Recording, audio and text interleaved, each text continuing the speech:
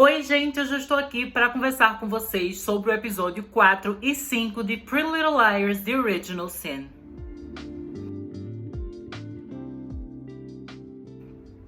A nova série do universo de Pretty Little Liars começou semana passada, com o lançamento dos 3 primeiros episódios na HBO Max. Semana passada eu fiz um vídeo, e eu expliquei pra vocês naquele vídeo que ele teria um tom mais introdutório, que era basicamente assim pra apresentar pra vocês essa nova série e ver se realmente valia a pena acompanhar ou não.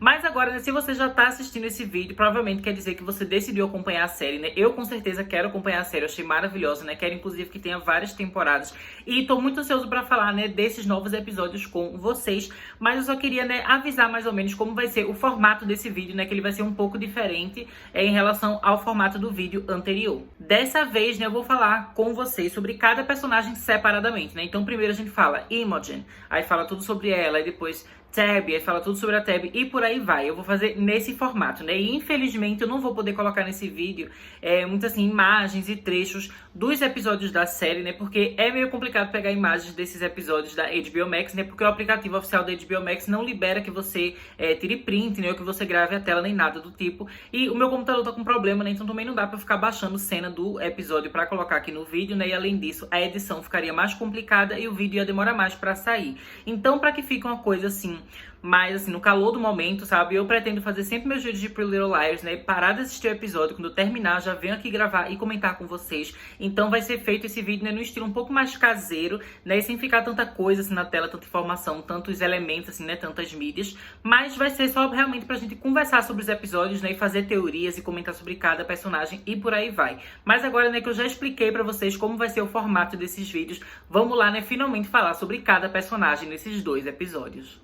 Então, pra começar, vamos falar logo sobre a Imogen, que é a personagem favorita de muita gente, Ela não é minha personagem favorita, eu já falei no vídeo anterior que a que eu mais tô amando é a Tabby, mas eu tô gostando de todas as personagens, Inclusive a Imogen, na minha opinião, é uma personagem muito incrível. Mas eu achei, que nos episódios dessa semana, episódio 4 e 5, ela não teve muita coisa nova, assim, pra trazer pro episódio, Eu acho que foi mais uma continuação daquilo que a gente já viu nos 3 primeiros episódios, que ela tá muito traumatizada, ela perdeu a mãe, ela tá grávida, sendo adolescente, ela tá se sentindo muito sozinha. E nesse episódio a gente vê, mais um pouco disso sendo explorado. Uma coisa interessante, é que ela é uma personagem que é bastante proativa, e isso é uma coisa que eu gosto muito, Especialmente quando a gente tá falando de histórias de terror e mistério e suspense e tudo mais, Que tem coisas que precisam ser descobertas, que precisam ser entendidas. A Imogen, ela é uma personagem, que ela realmente vai atrás de respostas, Então eu tô achando muito legal que ela tá o tempo todo, ligando para as pessoas, tentando se informar, procurando as coisas da mãe, sabe, procurando os diários da mãe. Eu achei isso bem interessante, Eu também gostei de todo o conflito que ela tem em relação à pessoa que ela pensava que a mãe dela era e a pessoa que ela tá descobrindo agora que a mãe dela realmente era, Porque a gente vê pelos flashbacks que ela tinha uma relação muito boa com a mãe dela, sabe? Elas eram muito amigas, a gente vê muita coisa delas felizes, Delas unidas, delas rindo juntas, delas sendo muito felizes, mas agora, ela tá descobrindo um lado sombrio da mãe dela que ela não sabia ainda, Então eu gostei muito que a gente teve uma cena, nesses episódios, que ela pegou aquela tabuleira, Ouija, Ouija, sei lá como é que pronuncia, mas ela pegou aquilo, que dá pra se comunicar com espíritos e chamou as meninas pra se juntar com ela, numa sessão, pra conseguir se comunicar com a mãe dela. E eu gostei, que nesse momento ela começou a falar um bando de palavrão, começou a esculhambar a mãe, mas não é como se ela odiasse a mãe, sabe? É só porque ela tá tão chocada com tudo que aconteceu, sabe? E com o fato, de que a mãe dela não é a pessoa que ela pensava que a mãe era, sabe? Ela tá muito em choque com aquilo, Então ela precisava extravasar, precisava colocar pra fora. Mas no fim, sabe, eu acho que ela ainda ama muito a mãe dela, e eu acho que a mãe dela não é uma personagem ruim, assim, em relação a Imogen, sabe? A gente sabe que no passado a mãe dela era meio escrota, E fez coisas horríveis com a Angela, que acabou se suicidando, no baile lá de 1999, na virada de ano pra 2000. Mas aquilo é outra coisa, Por enquanto, que a gente sabe da mãe dela, desde que a Imogen nasceu até a morte dela, que ela mudou de vida, Ela mudou sua forma de lidar com o mundo, As coisas que ela fazia. Então ela parece ser uma pessoa realmente mudada, Uma pessoa que realmente se tornou boa. E é uma pena que ela tenha morrido, Mas assim, eu também tenho muita dúvida, gente. Vocês acham que ela de fato se suicidou? Ou vocês acreditam que ela foi assassinada? Eu acho, né, que ela realmente foi assassinada, por isso que a gente teve, né, o ar de sangue na parede. Mas eu sei que tem algumas pessoas que acham que de fato ela se suicidou, né? Então fica aquela dúvida no ar. Eu acho que por tudo que a gente viu até agora da personagem, né, por mais que ela tenha muita culpa em relação ao que aconteceu com a Angela, eu não acho que ela teria se suicidado, né, por causa daquele papelzinho. Eu acho que ela realmente foi assassinada. E eu quero muito ver, né, como vai ser a reação da Imogen quando ela finalmente descobrir isso, né? Quando ela tiver uma resposta definitiva de que a mãe dela de fato não se suicidou e sim, né, que ela foi assassinada, porque até agora a Imogen, ela continua, né, acreditando nessa coisa de que a mãe se suicidou mesmo, né, por isso que ela fala que a mãe de certa forma traiu ela, né, e abandonou ela, deixou ela sozinha, né, então assim, tô muito interessado em ver como vai ser a continuação dessa jornada da Imogen, né? E também quero muito saber as coisas que ela vai descobrir. A gente já viu, não sei se foi um teaser ou se foi um trailer dessa série, né? Que tem uma fala da Imogen, que vai acontecer em algum episódio no futuro, que ela fala, né, que elas precisam ir pra Rosewood. Eu acho que isso já deve acontecer nos próximos episódios, né? Porque no final desse episódio aqui, o episódio 5, a gente vê ela recebendo a ligação, né, de um cara que fala que conhecia a mãe dela, conhecia a Angela, e ele fala, né, que eles precisam se encontrar. Eu acho que no próximo episódio a gente vai descobrir que esse rapaz, né, mora em Rosewood e elas vão acabar viajando pra lá, né? Eu acho que isso vai ser muito legal a gente rever a cidade da série clássica. Agora é o nosso momento de falar da Tabby, que é a minha personagem favorita, gente. Eu amei todas as tramas dela, né, nesses 2 episódios que lançaram. Achei bastante legal aquela coisa, né, dela fazer o curta. E eu gostei da ideia dela, né, de pegar o filme, né, Psicose, e mudar a visão, né, fazer uma visão mais feminista, né, no caso ser o homem que está ali, né, vulnerável e nu no banheiro, e é uma mulher que vai assassinar, ao invés de ser o que a gente já tem no cinema normalmente, né, que é as mulheres numa posição vulnerável e os assassinos homens, né, matando elas. Eu achei que todo o discurso dela foi perfeito, gente. Eu achei maravilhoso, sabe? Eu gosto muito dessas coisas de filme, de cinema. Então, eu me identifico muito com ela, né, e com a forma como ela pensa sobre os filmes, né, e como ela reflete sobre aquilo que ela assiste. Mas uma coisa, né, realmente importante sobre a história dela nesse episódio é que eu acho que ficou subentendido, assim, pra gente, que ela deve ter sofrido abuso sexual em algum momento do passado, mas pelo visto ela não tem uma memória exata do que aconteceu, né? Por isso que durante o episódio a gente vai ver ela não afirmando exatamente isso, mas vão sendo dados vários indícios, não só, né, por comportamentos dela, mas também por coisas que ela fala sobre filmes, né? Eu comecei a achar estranho quando eles estão falando sobre o Evil Dead, né, do Sam Raimi, o filme antigo, o clássico, e ela fala, né, que aquele filme de fato é ótimo, mas acaba estragando tudo pra ela. Uma cena em específico, né, que é uma cena que uma das mulheres que participam do filme, né, ela é estuprada pelas árvores, né, pelas plantas da floresta. Essa cena, inclusive, né, eu lembro que na primeira vez que eu vi esse filme, eu também não gostei dessa cena, achei super desnecessário. Hoje em dia eu tenho uma visão diferente do filme, sabe, eu aprecio a obra como um todo, mas eu super entendi a reação da Tabby, né, eu acho que isso já deu pra gente, como se fosse assim, uma base para um assunto que deve ser mais e mais explorado nos próximos episódios, né? Que é esse trauma que ela tem com o abuso que provavelmente ela sofreu, né? Então eu gostei que a série primeiro começa dando esses indícios de forma sutil e na forma como ela fala sobre esses filmes, né? Então, por exemplo, quando ela tá falando sobre os filmes de terror e sobre a vulnerabilidade da mulher, né, e ela ser atacada pelo homem, ela acaba usando, por exemplo, a palavra penetração para falar sobre a facada. E aí, quando ela faz essa nova versão de Psicose, né, que é uma mulher que tá matando o homem, né, ela fala, né, que a facada é como se fosse o falo da mulher, a mulher que está penetrando o homem. Então, isso tá mudando a visão do mundo e das coisas tradicionais, sabe? Eu acho que tudo isso também tem a ver com esse trauma que ela sofreu. Eu acho que é como se fosse uma forma dela meio que conseguir ter a sua vingança, sabe? Sou eu que estou atacando você dessa vez, né? Então achei isso muito interessante, né? E eu gosto porque como tá relacionado com filme, isso é uma coisa que eu gosto muito, né? Porque eu adoro refletir sobre filmes de uma forma rica e tentar entender o subtexto que tem ali, o que aquilo quer dizer, né? Então eu gosto que a história dela tá sendo contada dessa forma, né? Sempre se misturando com filmes. E eu também, gente, achei bem interessante, né, a relação dela com aquele amigo dela, Chip. Ele é um personagem que eu gostei muito desde os episódios anteriores, né, da semana passada. E aqui ele continua sendo bem legal, né? Fica bem claro que ele é bem apaixonado por ela, mas ela não dá muita atenção, né? Mas aqui ele acabou fazendo uma coisa meio errada, né? Ele cometeu uma gafe que foi ele ter gravado o filme no lugar dela, né? Porque quando o Greg foi lá pra gravar, ela queria que ele ficasse de sunga pra eles gravarem a cena do chuveiro. Ele acabou ficando nu, né? Então quando ela vê ele nu, ela fica se sentindo muito mal e tendo lembranças, né, desse ocorrido dela do passado que traumatizou ela. Então ela acaba saindo, né, do banheiro, deles iam gravar a cena e fica lá se sentindo mal, até que quando ela volta descobre que o tipo já gravou a cena. E ela fala, né, que a importância daquilo não era só a atriz mulher ser a assassina da cena, mas também que a diretora, né, por trás das câmeras fosse uma mulher, pra ter uma visão feminina, né? Então ela se sentiu muito silenciada, né, e a visão dela apagada quando o Chip gravou no lugar dele, no lugar dela, né? Mas eu achei isso interessante, né, que na visão dele ele não percebeu que ele estava fazendo uma coisa ruim, mas também quando ela fala sobre isso, né, ela mostra que ela se sentiu mal, eu gostei que ele não fica questionando, assim, tipo, se vitimizando, sabe? Ele realmente entende o ponto de vista dela e aí ele fala com o professor para ela consiga, né, ter mais tempo para tentar gravar aquela cena novamente, né? Eu achei isso bem legal, eu acho que a amizade deles é uma relação, assim, muito saudável, muito positiva. E eu espero, né, que no futuro isso acabe se tornando um relacionamento romântico, né? Porque eu shippo muito esse casal. E falando em outro casal, assim, né, entre aspas, que não é um casal na verdade, é o chefe dela, né, do cinema, que desde os episódios anteriores a gente vê que ele tá dando super em cima dela. E assim, gente, eu acho muito interessante, né, que essa série nova tenha feito algo diferente daquilo que a gente viu na Pretty Little Lies original, né? Porque no Pretty Little Lies original a gente via, né, a relação de Arya e Ezra, e a série passava pano pra Ezra, sabe? A série queria que a gente shippasse a Arya e o Ezra junto, né? E o Ezra, ele era tratado como uma vítima, apesar dele ser um cara adulto, né, que tava namorando uma adolescente.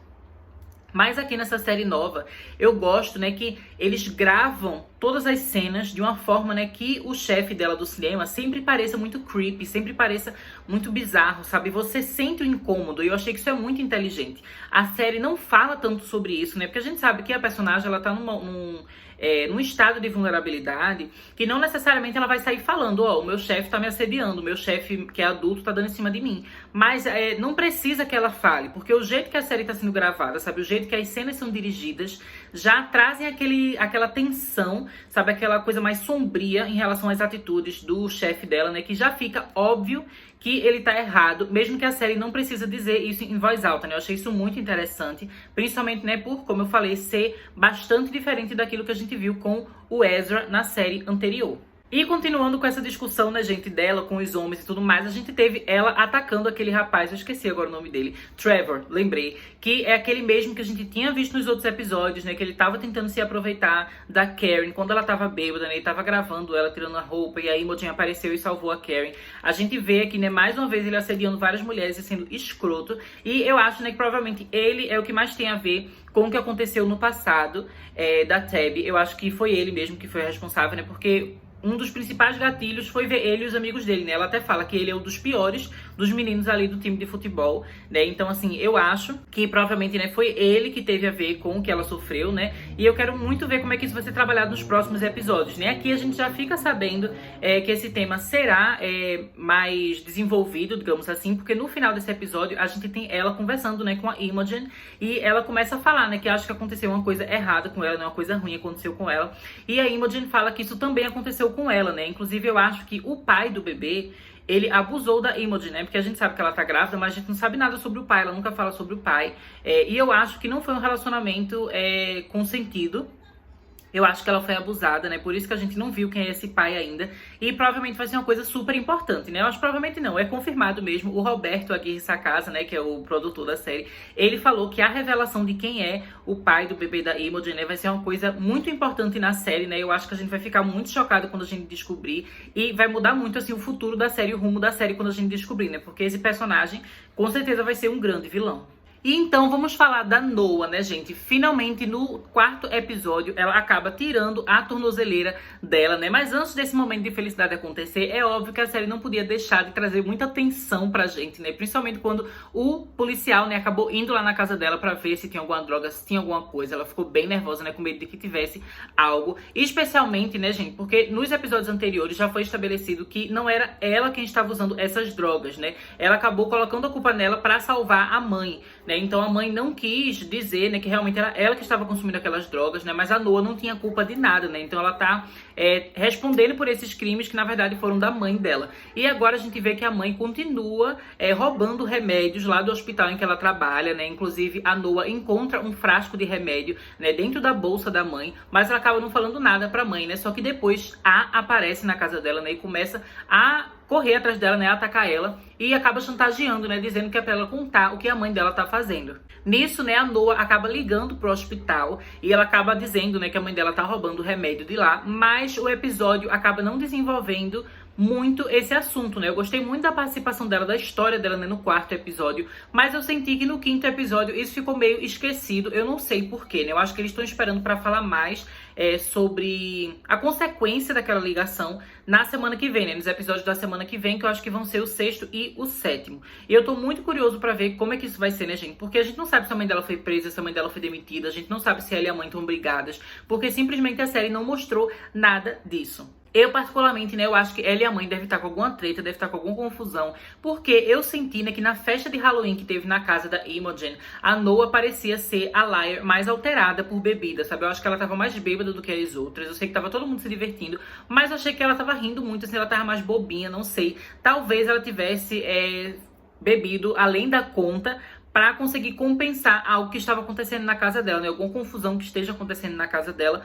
Mas, infelizmente, o episódio acabou não abordando isso, né? Isso tá esperado pra gente ver na semana que vem. Eu tô muito ansioso, né? E também quero ver como é que vai ser a reação do namorado dela quando ele descobriu que ela ligou pro hospital pra falar sobre isso. Porque a gente já viu no 4º episódio que o namorado dela começou a ter um certo ranço da sogra, né? Porque ele descobriu a verdade, né? Que a Noah não era a pessoa que estava consumindo aquelas drogas. E ele achou que a mãe deveria ter falado a verdade, né? Pra proteger a filha, ao invés de fazer a filha responder pelos crimes dela, né? Eu acho que o namorado dela tá certíssimo. E, inclusive, eu gosto muito do relacionamento deles, né? Eu acho ele um personagem muito legal. E exatamente por eu achar que ele é legal, tô começando a suspeitar, né? Porque normalmente em Pretty Little Liars, os personagens não são simplesmente bonzinhos, né? Os personagens que parecem estar mais afastados do mistério, que não tem nenhuma ligação com as tretas e os babados, provavelmente é o que estão mais envolvidos nessa treta, né? Então eu acho que ele talvez tenha alguma ligação com a Angela e tudo mais, né? Porque até o momento ele tá simplesmente parecendo fofo demais, legal demais, príncipe encantado demais, né? E quando a gente vê isso no universo de PLL, a gente já tem que começar a suspeitar.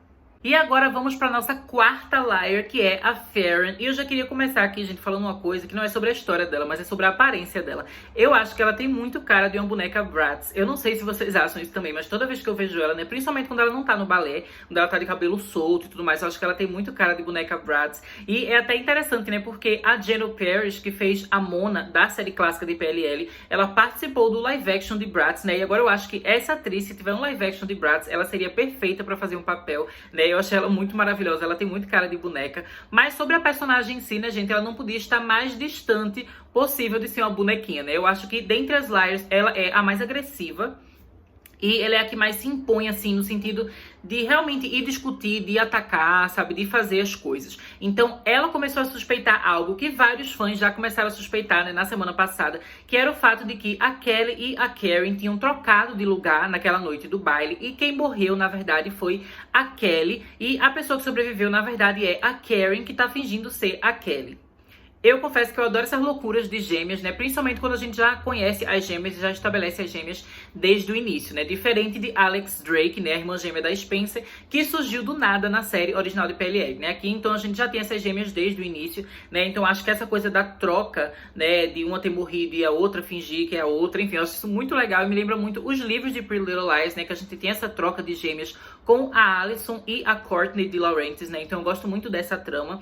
E eu gostei muito, né? Que a Farron foi a pessoa que começou a suspeitar disso. Ela começa a ver, né, vários indícios de que a sobrevivente Kelly, na verdade, é a Karen disfarçada. E eu achei, gente, que esses 2 episódios fizeram um ótimo trabalho de deixar a gente em dúvida. Em todo momento eu tava me questionando. Eu não sabia se realmente era a Kelly ou não. E eu achei que isso foi muito bem construído, sabe? Foi um suspense muito bem feito. E é uma coisa muito comum em filmes de terror, sabe? Quando o diretor, o roteirista e tudo mais, eles trabalham pra deixar a gente em dúvida, sem nunca saber se aquilo que a gente tá duvidando é real ou não. Eu acredito, inclusive, né, que uma resposta definitiva sobre quem é a irmã que sobreviveu, a gente só deve ter no final da temporada, ou até mesmo, né, em outra temporada. Eu acho que essa dúvida vai se manter por um bom tempo na série, né, sem a gente nunca saber. Porque eu achei que tem tantos indícios, né, de que é a Karen, mas também tem vários indícios de que é a Kelly, e eu acho muito legal, inclusive eu acho mais divertido essa dúvida, do que, de fato, a gente já ter uma resposta, sabe? Eu espero que a série continue mantendo essa dúvida por muito mais tempo na cabeça da gente, mas eu gostei, né, que a Farron, ela foi bem proativa, né, assim como a Imogen tá sendo também proativa e pesquisando as coisas e procurando sobre a Angela, a Farron também tá ali, né, o tempo todo, assim, peitando a Kelly pra ver se ela realmente é Kelly ou não. Eu gostei muito dessa atitude dela, né, e eu também acho, assim, que ela, gente, é a pessoa que não tem muita paciência pros outros, sabe? Então, mesmo dentro do próprio grupo de Liars, eu acho que ela é que tem menos paciência pro grupo, né? Ela tem uma cara, assim, meio de deboche. Eu acho ela muito divertida, né? Eu acho que a presença dela traz uma dinâmica muito legal pro grupo de Liars, né? Ela é uma personagem que eu acho muito maravilhosa. E eu espero que a gente comece a ter também mais desenvolvimento dela enquanto personagem sozinha, sem ser necessariamente, né, em relação a Kelly ou a Karen, sabe? Eu gostei muito dela investigando isso, mas eu quero saber mais sobre a vida dela pessoal, né? Eu acho que isso é uma coisa que a gente já sabe mais das outras personagens, né? Porque a Imogen, a gente já sabe, né, dela com a mãe, a dificuldade dela de ser uma adolescente grávida, e o medo dela do futuro, porque ela tá sozinha, a gente já tem isso. A Tebby, a gente também tem coisas dela, sabe? A gente já sabe as coisas que ela quer trabalhar, né? A vocação dela, o amor dela por cinema, né? A Noah também, a gente já vê os problemas dela, assim, em casa com a mãe, como ela quer se libertar daquilo, né? Que ela tem um relacionamento legal. Mas a Farron, até agora, eu sinto que ela não tem uma história própria tão definida. A gente tem aquela coisa do balé, mas eu acho que até agora o balé tá muito de pano de fundo, sabe? A gente não teve muito desenvolvimento disso. A gente só vê eles lá na sala, né, lá ensaiando e tal, mas não tem realmente uma história sobre o balé, sabe? A gente não tá vendo ensaios assim, sei lá, com figurino, com coisa, ou uma apresentação mesmo de balé, né? Eu espero que isso comece a acontecer nos próximos episódios, né? Porque agora a gente já tá no meio da série, né? Vão ser 10 episódios essa temporada e agora a gente já viu 5, né? Então só tem mais 5. E eu não sei se dá mais tanto tempo, né, de mostrar mais da vida dela pessoal, ou se vai ser mais focado na resolução dos mistérios, né? Mas eu queria ver mais dela, sabe? Mais da personalidade dela, mais dos sonhos dela, né? Que eu acho que até agora ela é a personagem que isso tá menos estabelecido.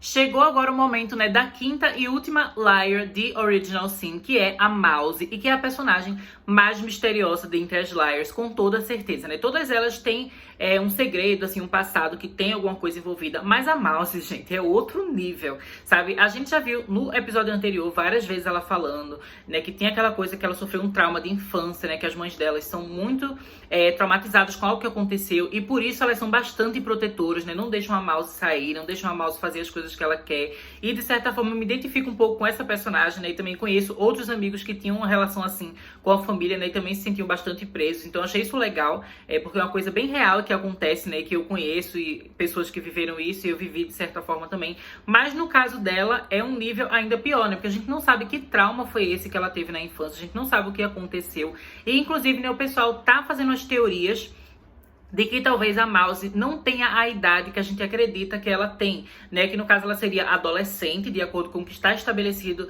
na série até agora. Mas parece que na abertura da série, né, aparecem uns cartazes assim de desaparecido e tem um cartaz com o rosto dela. Só que a data de nascimento dela tá 1992, né? O que significaria que ela seria muito mais velha do que ela parece ser na série, né? Inclusive algumas pessoas já começaram a associar com A Órfã, né? O filme de terror. E eu acho que seria muito interessante, né, se a Mouse não tivesse a idade que a gente acredita que ela tem, né? Eu acho que seria uma reviravolta muito interessante. Mas até agora, né, a história dela tá muito misteriosa. A gente não tem pistas o suficiente, né, na minha visão, pra estabelecer de fato o que é que aconteceu.